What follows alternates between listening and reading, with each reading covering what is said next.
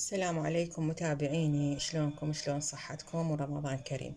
وجيتكم اليوم فيديو جديد، واليوم راح نسوي طريقة عمل الزلابية، واللي تتكون المواد مالتها من قلاص المي، قلاص طحين، وقلاص نشا، وخاشوقة شكر، وخاشوقة خمرة. هسه خليكم وياي بطريقة العمل. هسه راح أضيف أول شي المي، وبعدين راح أضيف الشكر،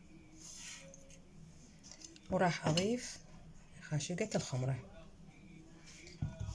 وهسه راح أبدي أخلط بيهم إلى أن تذوب عندي هاي الخمرة.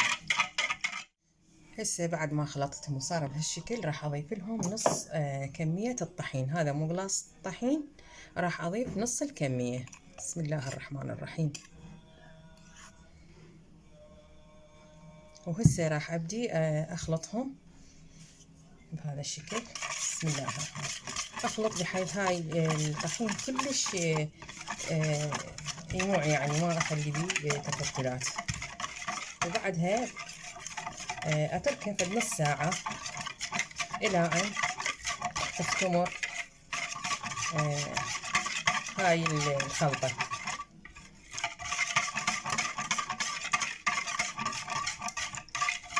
شوف شلون صارت.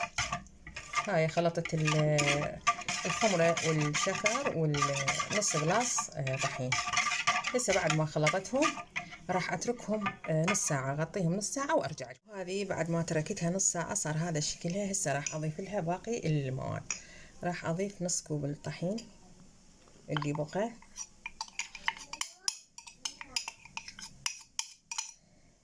وراح اضيف كوب النشا. وهسه راح اخلطهم. واهم شي هي هاي المرحلة، لازم تكون القوام مالتها يكون متجانس.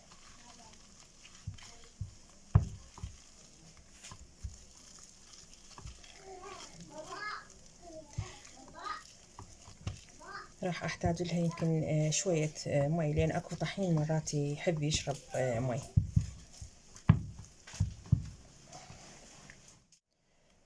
هنا احتاجت من عندي نص قلاص مي مرة ثانية، لان هاي نوعية الطحين. الطحين اخذت هواية مي، يعني اكثر من القلاص.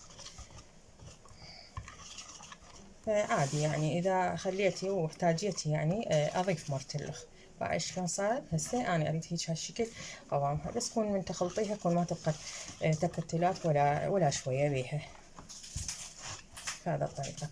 وهنا انا حضرت هاي العلبه، انا على طول اسوي بيها مال كاتشب او صاص او اي شيء.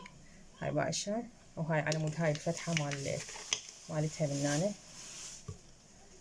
بعد شوفوا هاي شلون، حتى اقدر اشتغل بيها. انا هاي على طول اخليها واستعملها. هسه صار هذا شكلها. وهسه اني خاله راح اخلي الزيت حتى رأسا اروح اقليها. والشيرة تكون جاهزة لازم. شلون صارت الشيرة عادي همين. الشيرة قلاص شكر، قلاص مي، العفو قلاصين شكر، ومي ورد اذا عندك، اذا ماكو فانيلا، وليمون، خاشوقة مال شاي ليمون تضيفي لها مو هواية. هاي شوف شلون صار. هسه بسم الله الرحمن الرحيم راح نبدي نقلبيها بهذا الشكل.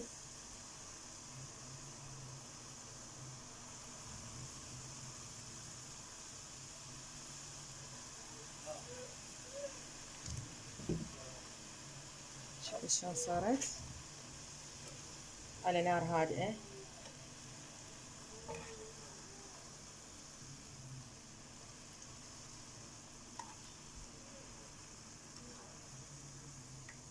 هسه نخليها رأسا بالشيرة.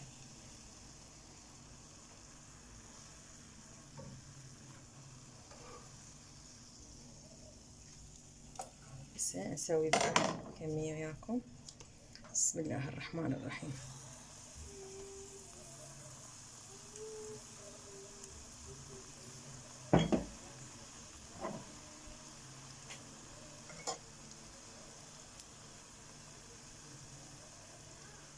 شوفوا شلون صارت، شوفوا شلون صارت.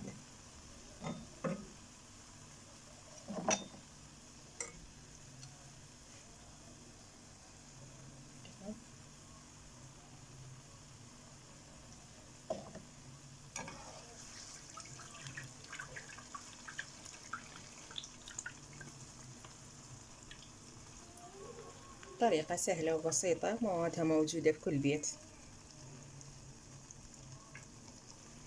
هذا شكلها. شلون صار. هسه راح اخليها بالشيرة واسوي لكم وحدة ثانية بعد. بسم الله الرحمن الرحيم.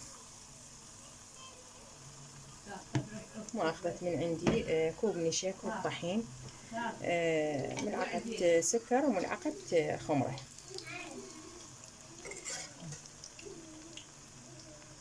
شوفوا شلون صارت.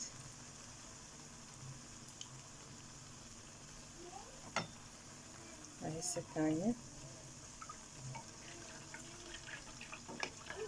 هاي احنا برمضان كلش نحب الحلويات، فواحد اذا عنده امكانية او مواد موجودة وبسيطة عادي، ليش يشتري من السوق، هو يسويها بالبيت احسن.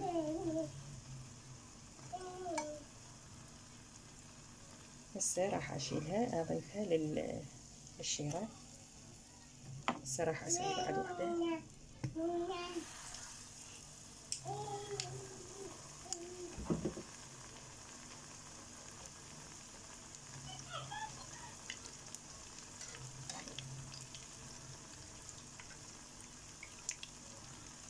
شوفوا هاي شلون صارت.